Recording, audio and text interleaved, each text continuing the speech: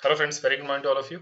So today we'll discuss problem solving 8, ping ID loop intermittent issue, right? So we'll try to see that why there is a loop happened between ping federate and ping ID, and it's a kind of intermittent issue. It's not always happened. So what is the reason for that and how we investigate? So we are discussing these all problems, right? So maybe I'm giving you the solution, right? How you can solve that. But the most important thing here to understand is how we are investigating it. That is more important because in future or in next, right, it's not like you will get a problem what we are discussing here, right? Maybe problems can be unknown, right? Multiple times you see a new kind of problems. So at least the investigation method, if you understand, it's really very easy to troubleshoot any problems and you can able to fix it also. So just try to understand that, and yeah, let's begin.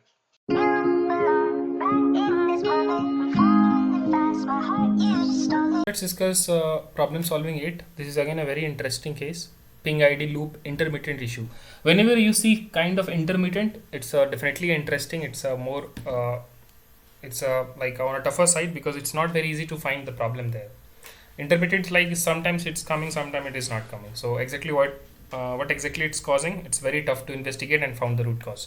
But yeah, the case where I'm just discussing right now, it's just took might be 15 days or 13 days something.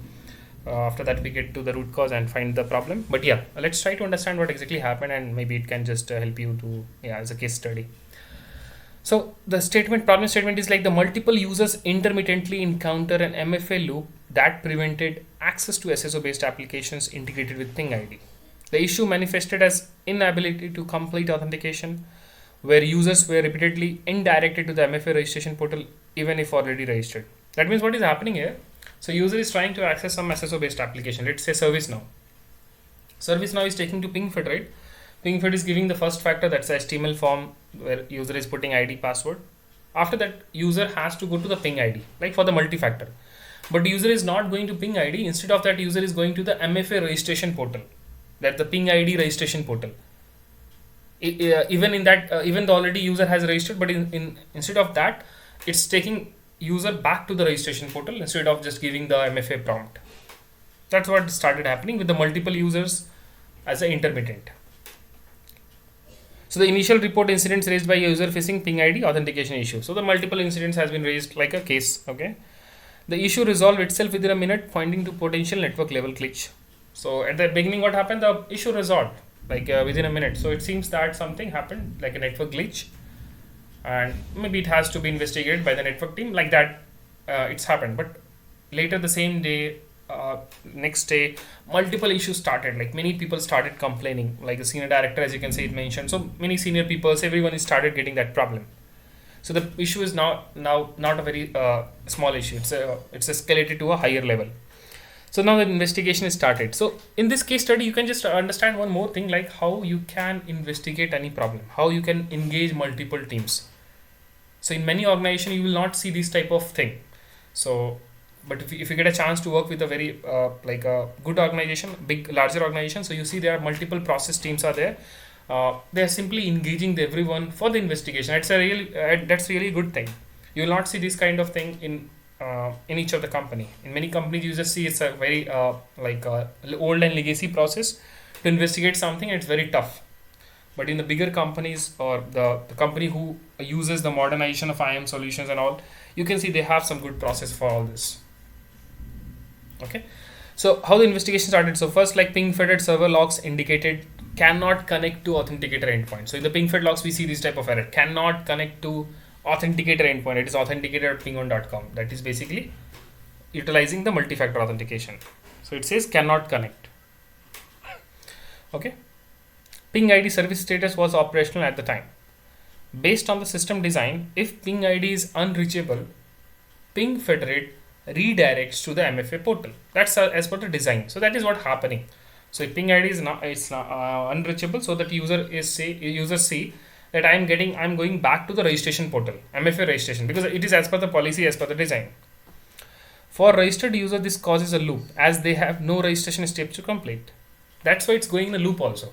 Because you see, right, you have already registered the MFA. So you're trying to access ping ID MFA, but it's not reachable. It's redirecting you back to MFA registration. Now you have already registered user. So again, you are going back to ping ID. So it's going in a loop from registration to ping ID prompt. Okay. Escalation and multi-team involvement. So multiple teams involved. So first is, let's say, SSO operations. That's where the first line of investigation, first point of investigation. The network and perimeter security is again very important team, because they are the team like who basically can help in this type of problem, and in intermittent issues they can just check the all the hops, all the like point to point where exactly the request is getting dropped, like firewall team, network team. Okay, these teams are very important in any of the investigations, this kind of investigations, and if they are really bringing the good people, you can see the issue will be resolved in less time. Then we have the ping identity support, because we need to take a support from them also to understand if there is something we can do to understand this problem. Network team confirmed no issue on network path between. So they just ask for the source and destination server, and they just try to trace that, and they don't see any kind of issue on their network path. That what network team will always say you. They will not easily can tell you the issue. They can simply just check the trace, and within a minute they can confirm there is no issue. But sometimes issues are there. So that's why you need to again just debug more on that. You need to just put some pressure on them. Like, hey, we don't see any issue at all the at product side or maybe at other side. It's very good. You need to just because PingID is good, PingFed is good. Something's going wrong between that. In between PingFed and PingID, what is present? It's a network and firewall. So you need to investigate. You need to help us to get to the root cause of this. So you need to just make some pressure by your management like that. Otherwise, you can simply you can see that these people will network people will say no issue, and they will go they will just confirm, and they will just come out from there. So you need to just make some pressure, but you need to be confident on product side. Then only you can just discuss with them. So the major incident logged, problem also record open for the root cause analysis, technical investigation and data collection is started. So there are multiple things started in this case, because we are not getting exactly what is happening. So whenever the ping will come, the ping support will come, they will ask you for the CSD files. So you can just go through, there is an article how you can just generate the CSD files from Ping Federate. So you need to go to all the nodes. Let's say if you have 10 nodes, you need to go to all 10 nodes and just run the sum command to get the CSD files. It will just give the complete configuration and those things. Server logs with SSL debug. Okay. Rolling Wireshark captures. I discussed with you on the Wireshark, right? In maybe one of the sessions. So that is something like utilized here. So the rolling Wireshark captures to understand from PingFed to PingID how the network path, if there is anything getting dropped between source to destination from PingFed to PingID. Java connectivity probe. So for Java connectivity probe, what we did, like just written a custom Java program that is hitting PingID heartbeat after every 30 seconds. And we'll get some idea from there if it is getting dropped in any of the point, in any of the time.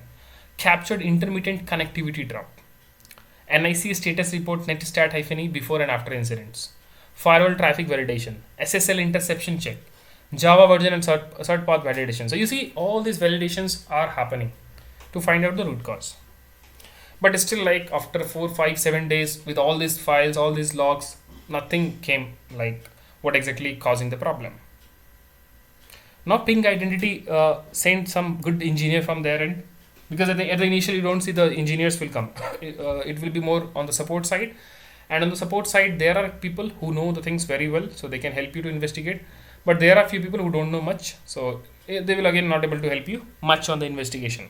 But we get some good person. In this case, it's a senior technical engineer. So the ping identity ruled out few things. It just confirmed that there is no issue with ping ID or ping 1 infra. No problem on the ping federate Java OS or NIC layer. No handshake or cipher suit mismatch. No SSL interception in outbound traffic. Okay. No packet loss or NIC congestion on PF side. Handshake failure started early, that is client hello sent and the reset packet received. What was discovered? Now this is very important. So Wireshark captures revealed something. So the Wireshark, we just that's why I say, right, these tools are very useful, and you need to utilize to find the root cause of the major problem, or the problem where you are not able to identify the thing, right? How the issue is coming.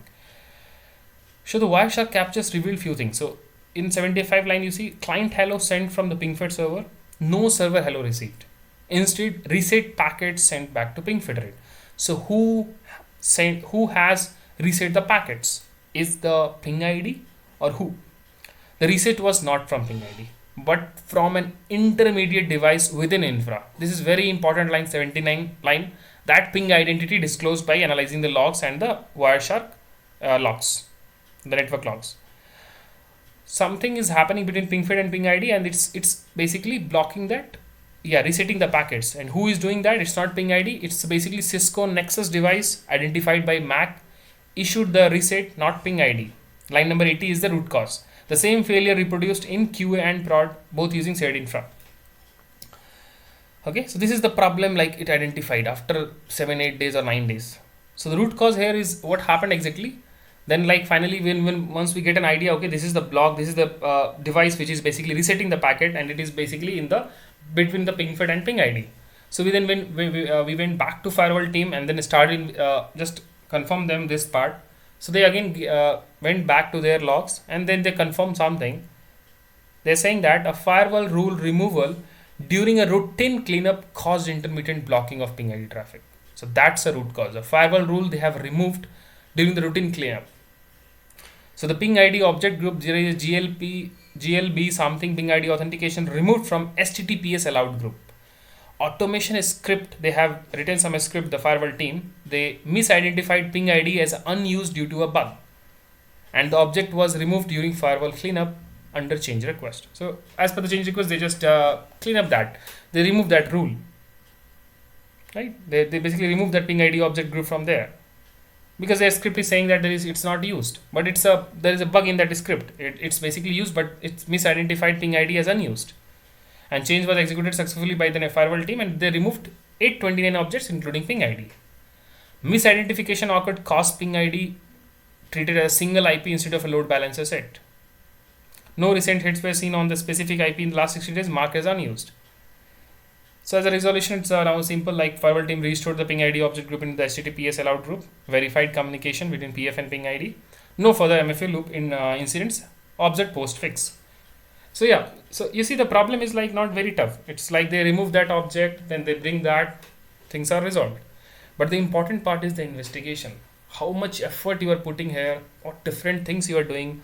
You're just collecting multiple things, you're analyzing that thing, you're just engaging multiple teams. So all those things helping you to build a good infra, good platform, and this is really needed.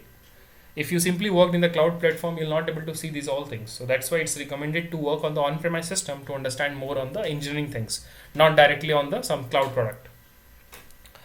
Okay. So the lesson learned here, I can say the future prevention, what you can do, review and enhance firewall cleanup automation script. Definitely whenever the script has to be done, it has to be approved or validated from the SSO team, from the ping team, like that. Add logic to treat ping ID and other load balance or CDN based service properly. Introduce approval workflows for removing security object used in authentication. Conduct controlled simulations before executing production rule changes. Right.